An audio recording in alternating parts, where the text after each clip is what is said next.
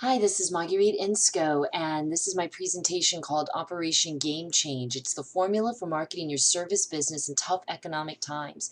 I've given this presentation a couple of times in a live setting, and now I'm doing a recorded session just for selected clients and associates to learn a little bit more about the foundation of what it means to build a niche business and an inbound marketing structure so that you can be successful and grow in what you enjoy doing the most in your professional services. So my objectives for what I'm going to cover in this presentation, I want to spend a little time talking about why many business owners that provide professional services don't really see the growth that they would like to accomplish. And instead, the structure that you need in your services to unleash business potential so that you're not holding yourself back, and so you can grow for the vision that you have in what you want to accomplish in your personal life and in your business life. And then I also talk about the 5 pillars of a sound marketing system that can make you a game changer in the marketplace. And a game changer just simply means you're doing it differently, you're not following the crowd. Here's how to really stand out amongst your competitors and to be found by the clients that you want to serve. So let me talk a little bit about why we have tough economic times right now. Well, we all know it started with the housing bubble bursting a number of years back. And really, if you're in business right now, you're doing good because this is not an easy time to start a business or keep a business going. Business doesn't happen spontaneously. But the great thing about us as people and business owners is that we believe that there's always hope for something better and there's always opportunity no matter what the situation. And as a matter of fact, why don't you take a moment here and look at this? What do you read when you see this line? You might have figured out you can read it 2 different ways. One way you could read it is it says opportunity is nowhere, but the other way you could read it is it's a opportunity is now here. Has a lot to do with perspective, doesn't it? And that's what we're going to be talking about quite a bit when it comes to looking at who your ideal client is and how can we educate them in a way successfully so that they understand the services that we provide and demonstrate that value to them in their own lives. So before we get into that detail, I do need to talk more about who these consumers are in today's market. They are spending less money because they don't have as much. They're getting pickier about who they spend their money with. And you're going to put money and effort into marketing, and you're going to see conversion rates that are not as high as what they could have been 7, 8 years ago with the same level of effort.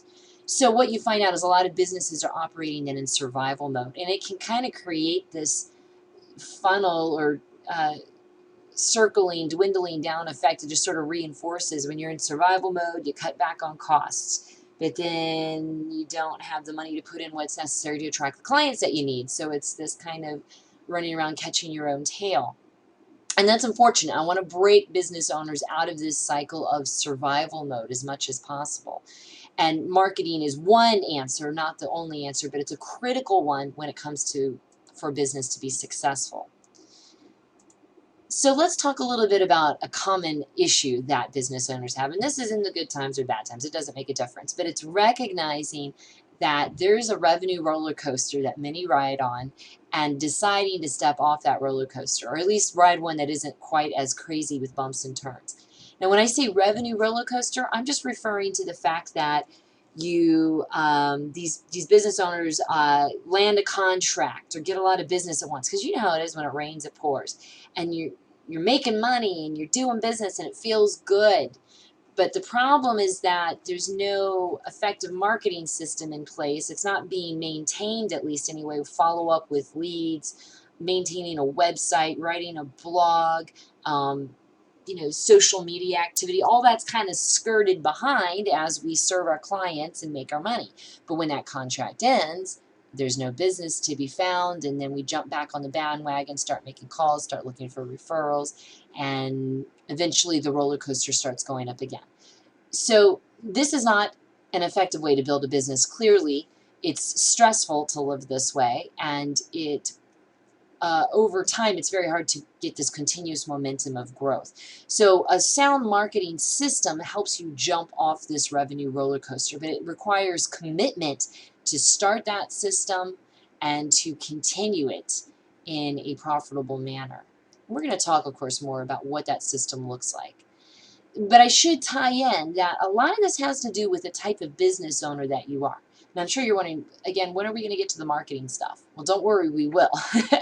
We have to sort of set a foundation for what you are as a business before we can get into how to market it. So it's kind of like I have my business coach hat on right now. And don't worry, I'm going to be putting my marketing hat on in just a minute.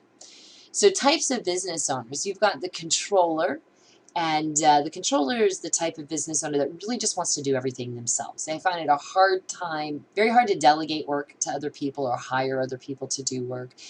They're very quality conscious. They're also very practical, and they also feel they could do everything faster if they just did it themselves.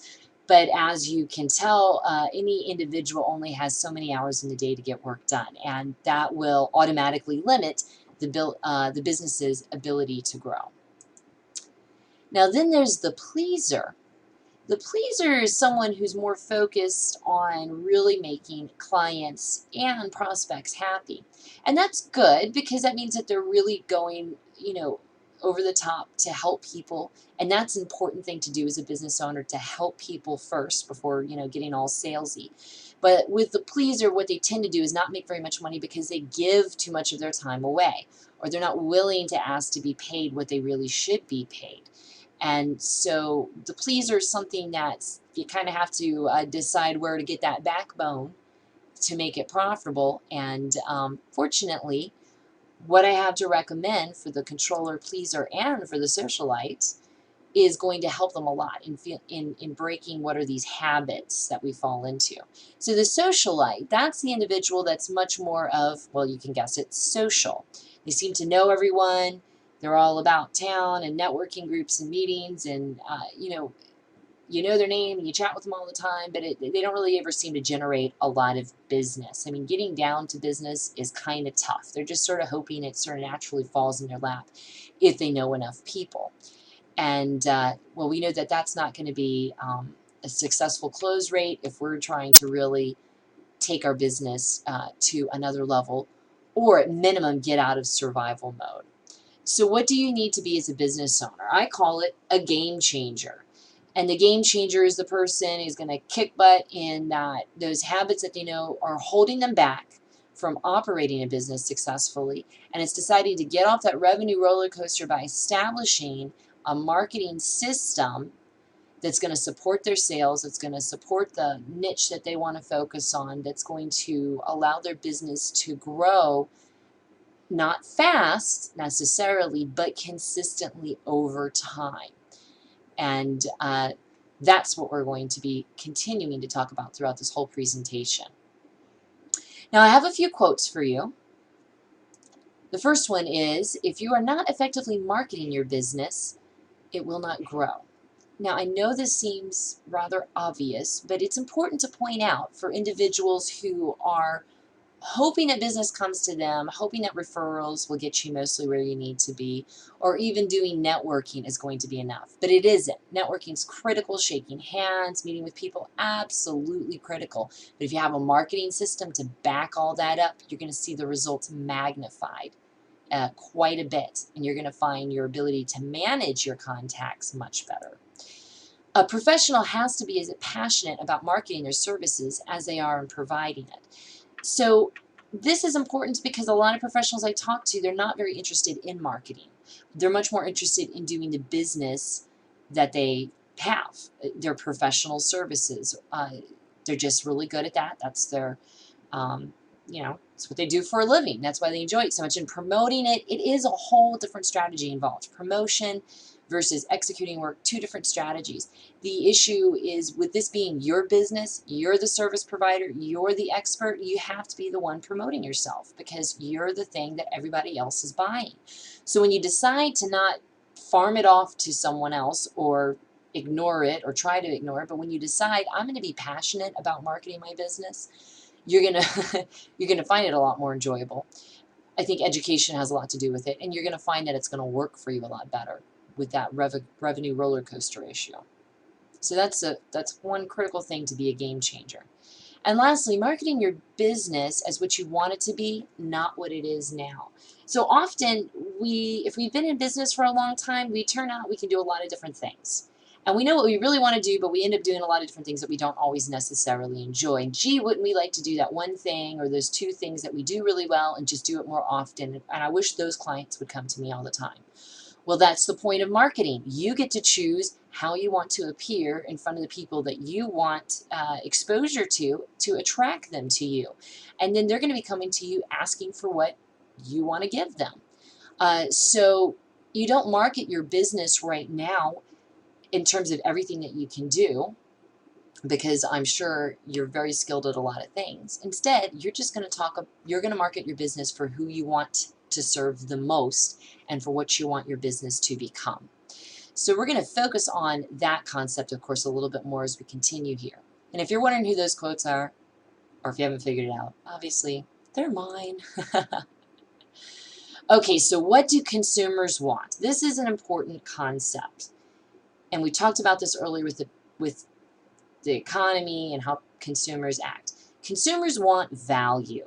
That means they really want to get a big bang for their buck. If they're going to shell out money, which they have money, everybody has money, they're just deciding more and more who to give it to, and they're going to give it to the person or the business that's going to give them the greatest return. But here's the thing.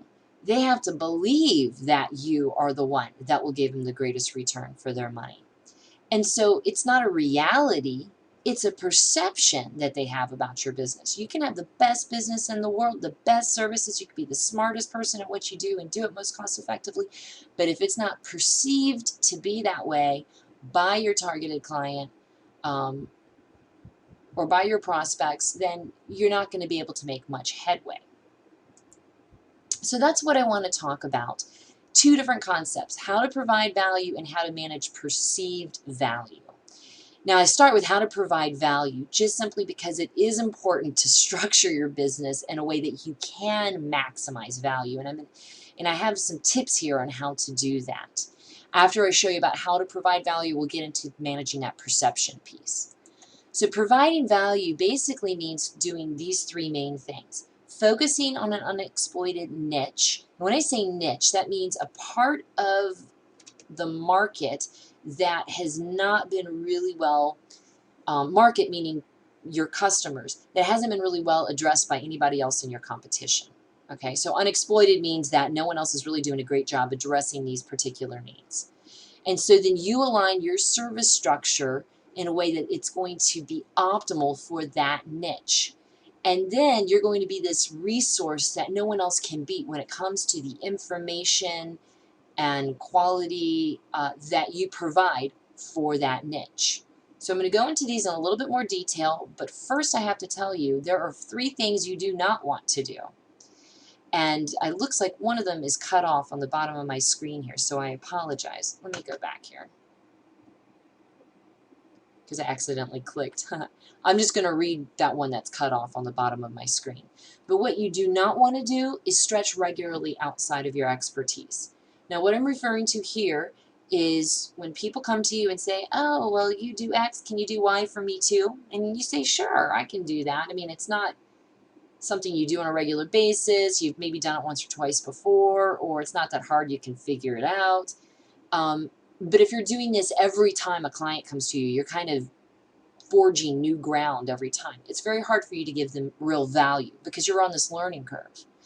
And then if you're basing your contracts always on quotes, so you're always, okay, I'll get you a quote on how much this is going to cost you, then you're kind of doing that same thing. It's that creep again, that service creep that occurs, because quotes always try to look at the big picture, and then you try to factor in the numbers and they agree to it or not.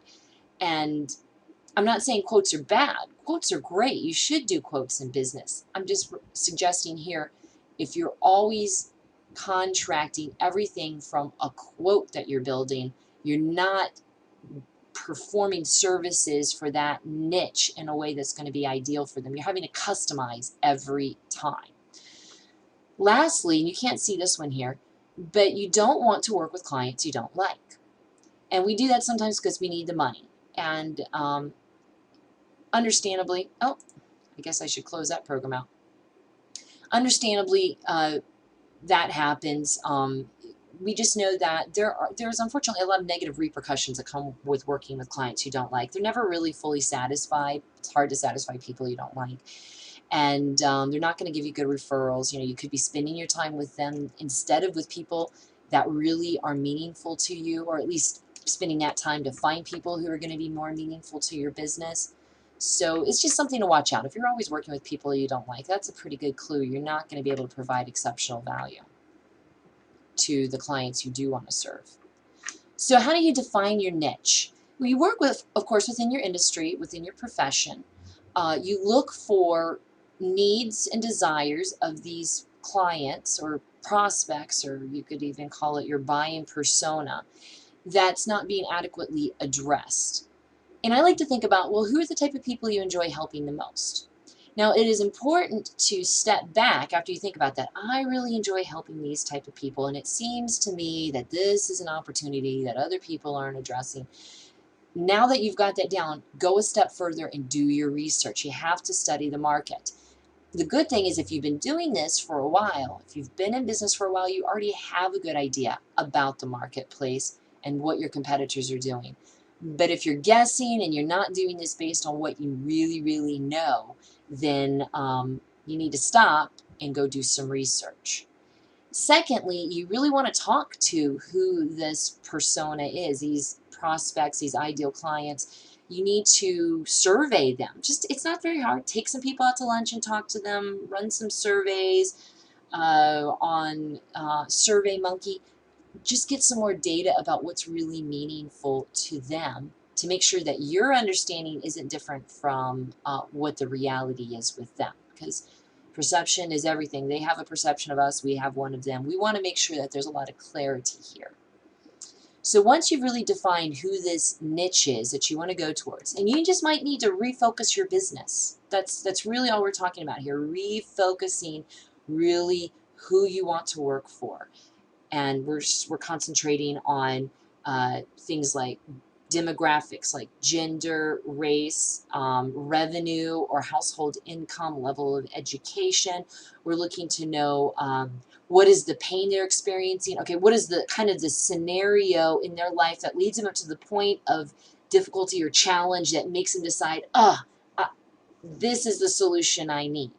These are the kind of things you want to think about as you define who your niche is and who your ideal client is, because it's going to help you design that marketing system to make it effective. Okay, so moving along here. Service structures.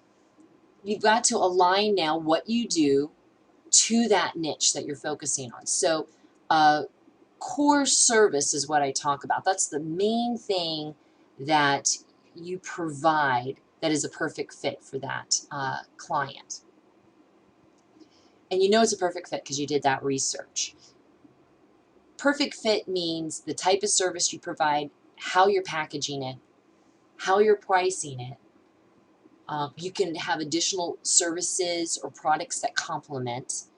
But the thing is, you're addressing that need in a very complete sense.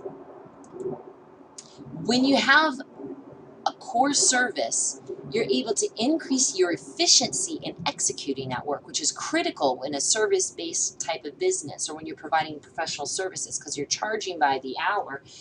And and you can get, the more people you can charge, the more clients you can get, the more you can charge, the more money you can make, right? You can adjust your rates per hour, obviously, but the more efficient you are, the more clients you can serve.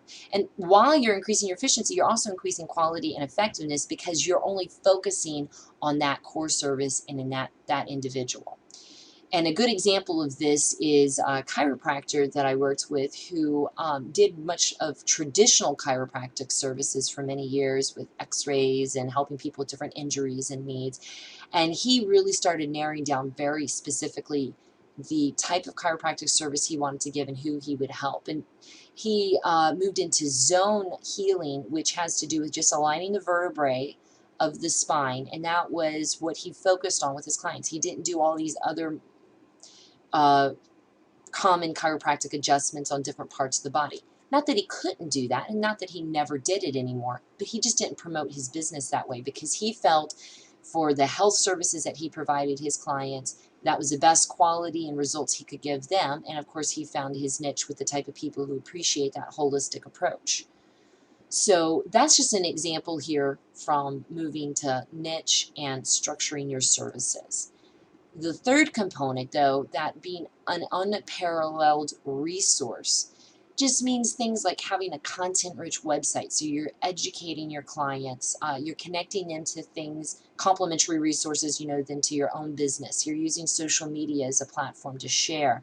A newsletter is really successful too. A good resource is someone who can take industry-wide information and filter it as appropriate to their clients. So a CPA that filters tax information for their client, if it's a small business or if it's individual families or if it's a single, or recently divorced individual dealing with other issues. Anyway, so just talking about examples there of a CPA and their focus. That's how you can be a resource. So now that we've talked about really adding value to what you do, let's talk about that perception issue that I mentioned earlier. If you want to be perceived as valuable, you have to differentiate yourself from the crowd within your industry or within your profession. So remember, I talked about a chiropractor a minute ago. Now, if you think about how many chiropractors you know or how many exist in the area where you live, which is if it's here in Hampton Roads, there's a ton. And to stand out as different, it takes some work. Now, the person I just mentioned definitely is different, but is he being perceived as different is the key to attracting more clients. A way you can do that is position yourself as an expert, as a thought leader in your profession.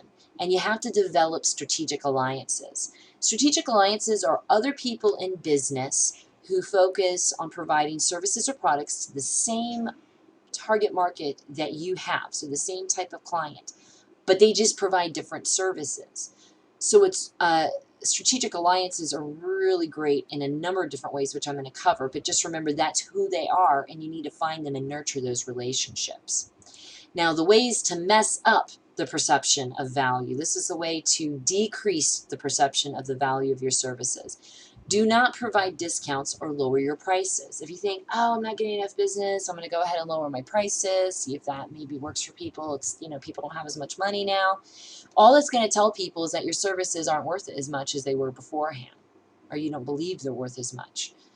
And then you get caught in that cycle of what things really cost and people's perceptions. It's just, you never provide discounts. Always you can provide bonus bonuses, plus is no extra cost. I'll give you an extra hour of my time. I'll give you this extra feature, but you're going to pay my retail or regular cost for this package or this core service that is designed. That doesn't change.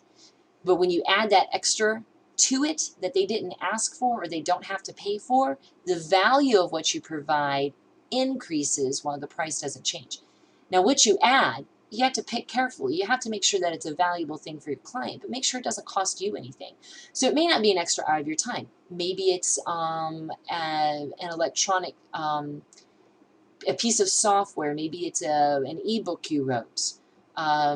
Maybe it's a list of information that just makes sense that you only give exclusively to certain people.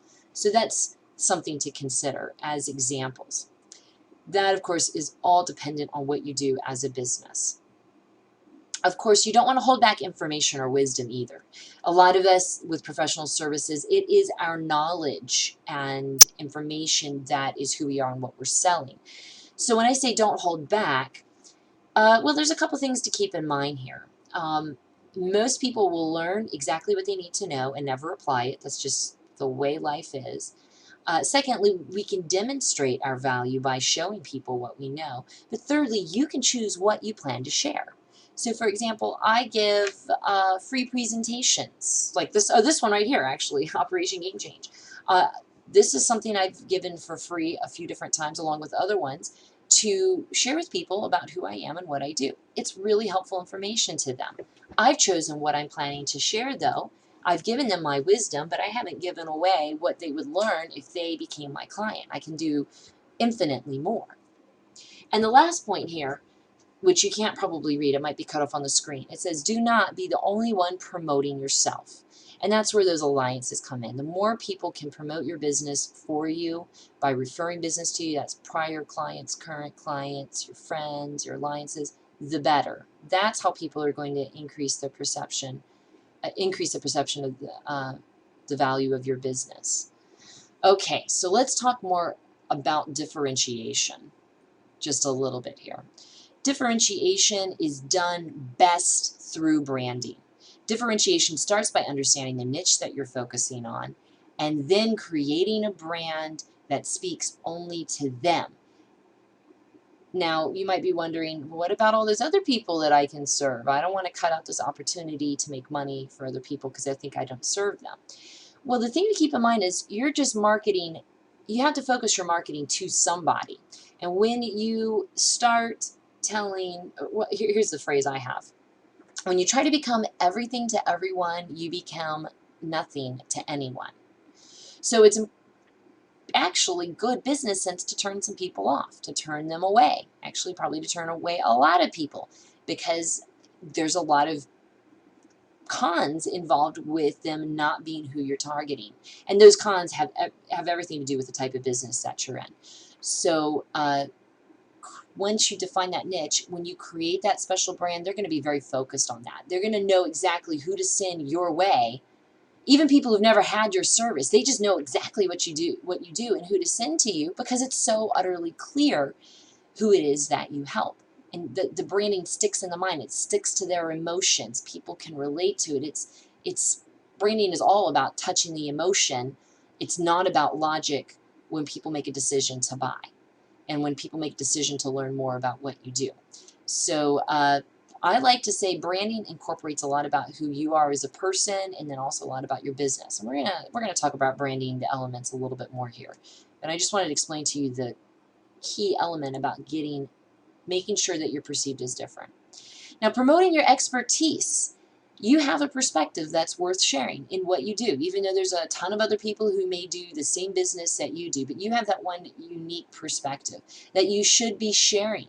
Writing a book, giving presentations, or conducting workshops. Blogging is so essential for small businesses today, for any business, honestly. It's hard to imagine not for me, and I'm talking this from a professional sense, from what I know, you can't run a business website very effectively without a blog anymore. Just Google doesn't like it. And Google wants fresh content on a regular basis, and the blog is the best way to make it happen.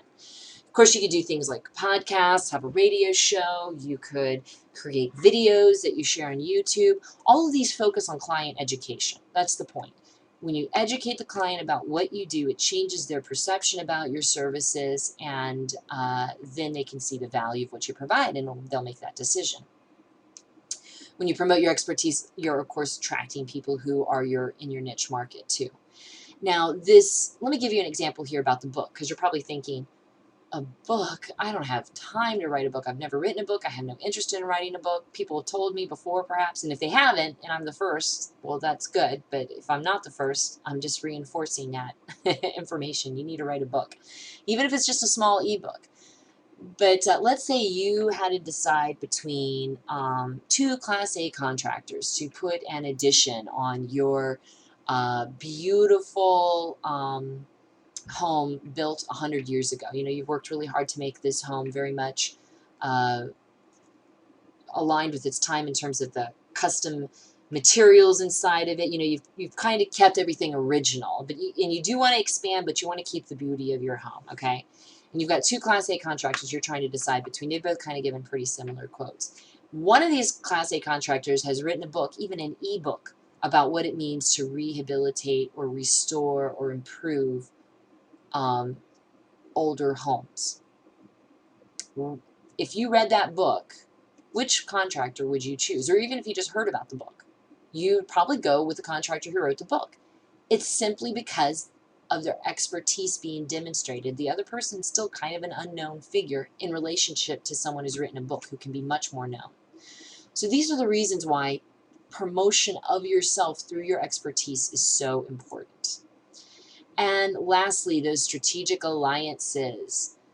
When you have nurtured relationships with people who serve the same target market as yours, but with different services and products, it's much easier to share referrals with each other. You can give each other insight and feedback on your business activities. So you can be really serious in talking about, oh, these are my challenges, and they don't seem to get it, and I'm trying to do this. And you get good feedback from them because they know who it is that you're trying to help, but they're not a competitor of yours. Of course, they can be a great spokesperson for you in situations where it's better to let someone else talk about you, like it before a presentation or at group meetings or something like that. And you can team up on promotional activities too at trade shows or any other more public events. Get together, show some solidarity in terms of the people that you're helping. And that just boosts everybody's perceptions about what you have to offer so much more, yours and your alliances. So in summary, what you need to do is focus on a niche or refocus your business on the niche that you want to pursue. One you know that is profitable, one that you would enjoy, one that you know that has people where there's a need and a desire that has not been addressed. Then you want to package your services, focusing on a core service that's going to support that niche in an ideal manner. That's going to be their answer, their dream answer to what they need. And become an invaluable resource to them by just being the go-to person for the answers that are needed. Step out from the crowd, differentiate yourself, make sure other people don't confuse you with other professionals by focusing on branding. Promote your expertise. That's another way to step out from the crowd. Be a thought leader in what you do. Take time to educate your potential clients and your current clients. And then nurture your alliances. If it's been a while since you've had lunch with that friend that you know could be a good referral source for you, pick it back up, make it a thing on a regular basis. Now I've got part 2 coming up here. Just before we step into it, I do have a few things I'll share with you. You may be aware of this, you may not, but to explain to you my services a little bit more, and we can even put this in context of what we've shared. I have one package called the Rocket Booster Consulting Package. And what I do is this is for businesses that are established with a marketing system that is established, but I help them tweak it. I help them take it to the next level. I help them understand how they can outmarket their competitors, because I believe that if you can outmarket competition, then you're also going to increase your market share, and your internet presence is a huge factor in this. For small businesses, it's pretty much your only factor. I also look at your strengths and weaknesses of the marketing system that you have in place, what to implement immediately to get great results, and then long-term strategies to consider. And these are all based off of the business owner's goals. So if they have a campaign in mind they want to do, we'll talk about that campaign and tweak the marketing system to support it. And then, of course, ideas about how to really run the campaign most effectively. I also provide for established business owners total trajectory coaching. Now, this is an extended coaching process that helps a business redefine who they are. Sometimes you have to kind of go all the way back to the start if you really want to take off all the way. And so this guidance begins with deciding what is the niche you want to focus on, and then guidance on building that promotional system, the branding, the image, the inbound marketing on the internet that's affordable and sustainable. So I give you resources and experts you can use to help you out with everything, because I don't actually do the work for you, but I'll tell you who's the best person to help manage your website if you don't already have that, or your social media, or your search engine optimization, and so on. And I can even help you with getting together a schedule and estimating expenses so that we can work within your budget. Now, some upcoming events, I'm going to skip past those because that's not as relevant for whenever you listen to this presentation. But I do want to recommend to you to subscribe to my blog if you have not done that. It's called Launch Sequence. You're going to get some really great weekly blog articles just for you, just for service-based businesses, just for small businesses, how to be successful. In addition to that blog article that you get every week, you get an ebook called The Online Marketing Strategies of Outstanding Small Business Professionals. And that's a terrific ebook to give you just the real lowdown. And it's a how-to book, okay? So it's not just ideas, it's how to do certain things, how to apply these strategies. So definitely worth checking out, worth $15 if you buy it online in my store. So definitely get the free version. Now I'd like to move into a presentation called How to Suck at Marketing. Now I didn't create this one. This is actually created by HubSpot. And I have a certification with HubSpot. They are really a premier company at building inbound marketing systems on the internet. And if you're wondering what all this inbound marketing is that I've been referring to, I'm going to review that a little bit more. But I'd like to start off with this presentation, How to Suck at Marketing, just to kind of get you focused on what modern marketing is today compared to what it used to be 8 or 10 years ago.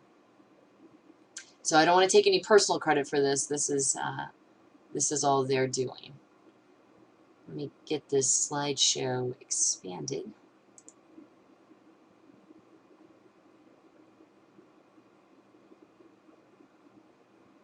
And let me make sure that you can see this okay.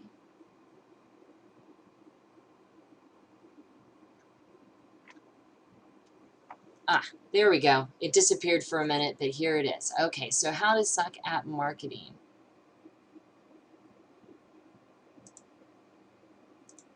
Well, are you partying? I mean, marketing like it's 1999? If the answer is yes, then you are definitely burning up a lot of cash. And your marketing sucks. Not sure if you're wasting time and money with your old school marketing practices? Well, here's a helpful guide on how to suck at marketing. Call people randomly and ask them to buy your stuff. And a pro tip is call during dinner time when they least expect it. If you don't know how to pronounce someone's name, just make it up. And say it confidently like you do. Send unsolicited emails to people who've never heard of your company before. And ask them to buy your stuff. Another pro tip, if you feel like you need more random people to spam, rent or buy additional contact lists. Pro tip number 2, be persistent. Email or call with great frequency, asking them to buy your stuff. Don't invest in sophisticated marketing software. Instead, you should personalize your marketing emails with great salutations like these. Dear sir or ma'am, to whom it may concern. Our valued customer. Hi, friend. Greetings, Earthling. Pro tip, send your entire contact list the same email marketing message, obviously about buying your stuff. Bonus point, send it to existing customers. Pro tip number 2, don't waste time worrying about your grammar or spelling. Spend time on the following. Stuffing as many keywords into your website as possible. Buying expensive booths at trade shows. Or sending more direct mail to random people about buying your stuff. Duh. And if you still have extra time, go door to door and try to get people to buy your stuff. Pro tip, say whatever it takes to convince people to buy your product, even if it technically can't do all that stuff completely. And it's not your problem anyway. The sales and service teams at your company will need to figure that one out. Think of yourself as a marketing hero among ordinary men or women. You know better than your customers, prospects, and sales team. Don't listen to them. Show how awesome you are, that you don't need A/B tests or any of your email landing pages or calls to action. Make sure everyone knows how awesome your company is, too. Use social media to show how great you are. Always. Warning, do not do the following. Do not track your marketing ROI or use any analytics. Do not align your sales and marketing.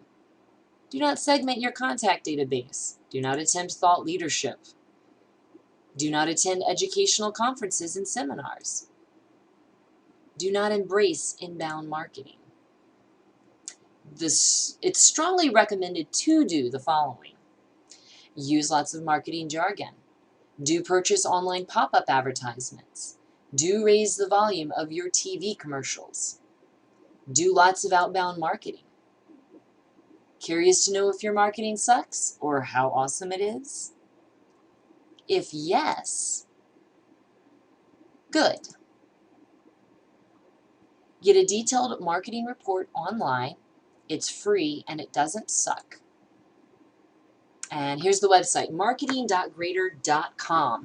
I really recommend you check it out. Grade your website. See how well you're doing on your